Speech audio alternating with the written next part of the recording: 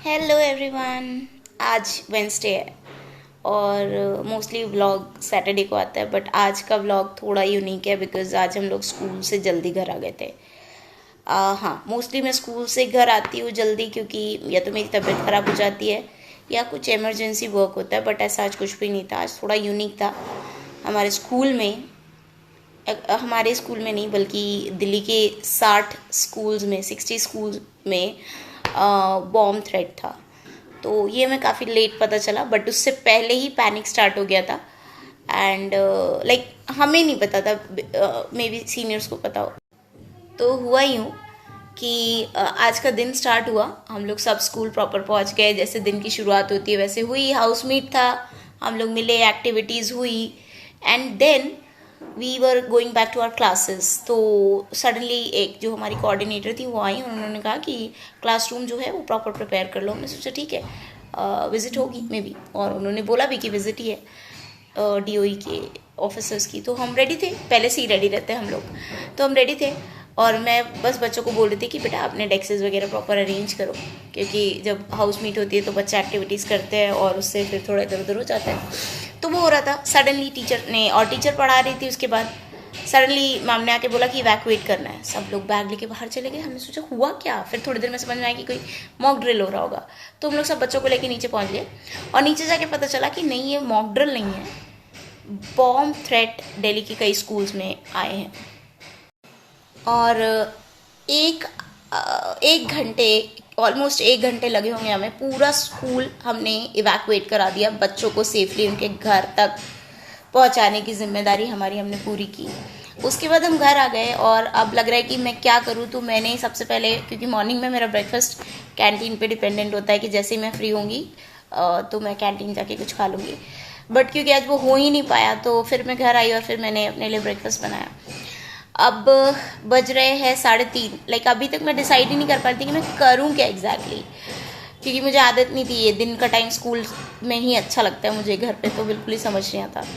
तो अब मैंने डिसाइड किया कि चलो लंच बनाते हैं, क्योंकि यही टाइम होता है मेरा घर वापस आने का और उसके बाद मैं लंच वंच बनाती हूँ अपने लिए। तो मैं लंच बनाऊँगी और थोड़ा व्लॉगिंग भी करूँगी। एंड आई होप कल हम लोग स्कूल जाएँ, सब कुछ ठीक हो जाए, because it was so like a different thing for us and not so good. और एक चीज़ तो मस्ट है, मतलब इतना पैनिकिंग सिचुएशन था, लेकिन मेरे बच्चों की reactions, like my students, how they reacted. कुछ बच्चे ऐसे थे कि मैम क्या हो रहा है, मैम कुछ पता नहीं चल रहा, मैम प्लीज़ बताइए, वो क्यूरियस वाले।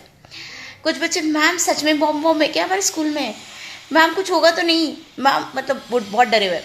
एक, मैम सच में ये हो रहा है, मैम मैं तो जा रही हूँ सबसे पूछने के लिए कि क्या ये सच है। Like they were so excited. और बस वाले बच्चे, जब हम आईपी में आए, बस में जैसे ही बैठे तो कुछ बच्चे लाइक, मैम यहाँ तो एक ही स्कूल है, मेरे घर के पास 5 स्कूल है, अगर किसी में बॉम्ब डिटेक्ट हो गया तो क्या होगा। लाइक सबका रिएक्शन बहुत अलग अलग ना। और एक बच्चा कहता है मुझे कि मैम अब तो मैं जा रहा हूँ सोने, घर पे आराम से सोऊंगा। Like literally children are so funny और हर सिचुएशन में खुश रहते हैं। मुझे यही अच्छा लगता है उनके बारे में। और कुछ बच्चे मुझे कहते हैं, क्योंकि हम लोग ग्राउंड में बैठे हुए थे, तो बच्चे कहते हैं कि मैम क्या हम लोग यहाँ ग्रुप में बैठ के लंच कर लें। मैंने कहा हाँ भाई कर लो, तुम लंच ही कर लो पहले। मतलब बच्चे ना बिल्कुल ही भोले होते हैं। भोले क्या मैं बोलूँ, बहुत ही क्यूट होता है यार, वो छोटे बच्चे थे। और कुछ बच्चे लाइक वो जैसे डरा हुआ फेस होता है ना कि मैम मुझे मेरी क्लास नहीं मिल रही, मैम मुझे मेरी बस नहीं मिल रही, ऐसा वाला situation. And I am like, अभी मैं उनको याद कर रही हूँ, उस टाइम पे भी मुझे ऐसे ही फील हो रहा था कि अरे हम कितने मतलब बड़े हो गए कि हम सबकी हेल्प कर रहे हैं, सबको गाइड कर रहे हैं, सबको समझा रहे हैं। ऐसा कभी बचपन में हमारे साथ होता था, मेले में खो जाते थे और फिर मम्मी पापा को एकदम ढूंढने लगते थे पैनिक होके। तो वो वाली सिचुएशन भी लग रही थी कुछ बच्चों को देख के। तो एक अलग एक्सपीरियंस था एंड आई वाज लाइक ठीक है, ऐसा भी होता है लाइफ में, कुछ तो नया हो। चलिए, बातें तो बहुत कर ली शेयर आपसे, अब थोड़ी कुकिंग की जाए क्योंकि भूख तो लग गई मुझे और अब कैंटीन का भी सहारा नहीं है अभी। तो चलिए बनाते हैं कुछ। अच्छा, एक बात मेंशन करना बहुत ज़रूरी है और वो ये कि जो टीचर्स होते हैं ना वो बहुत ब्रेव होते हैं। अब इस सिचुएशन में क्या होना चाहिए था कि टीचर्स को भी पैनिक होना चाहिए था कि हमारी भी लाइफ है, हमें भी अपने बारे में सोचना चाहिए, या हमारा क्या होगा अगर बॉम्ब ब्लास्ट हो गया हमारे स्कूल में रहते। बट ऐसा कुछ भी नहीं हुआ। Teachers were more concern about the kids. Do you think how they can do it? Because teachers की बात ही अलग होती है। Yeah exactly, that's why they are respected in the society. They first think about their kids. तो that's why I love my job. Like कहीं ना कहीं तो हम अपने देश के भविष्य की रक्षा कर रहे थे। I am happy. ओके, तो लंच में मैंने डिसाइड क्या किया है बनाने का। तो पनीर पड़ा है, आलू भी मैंने बॉईल कर लिया है। तो अब आलू पनीर को मिला के आलू पनीर की सब्ज़ी बना दूंगी।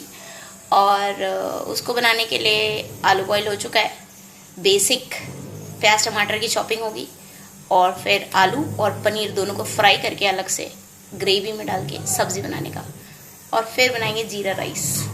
है ना गुड आइडिया? चलो तो अब बनाते हैं। ये पनीर कितना खूबसूरत लग रहा है, नहीं?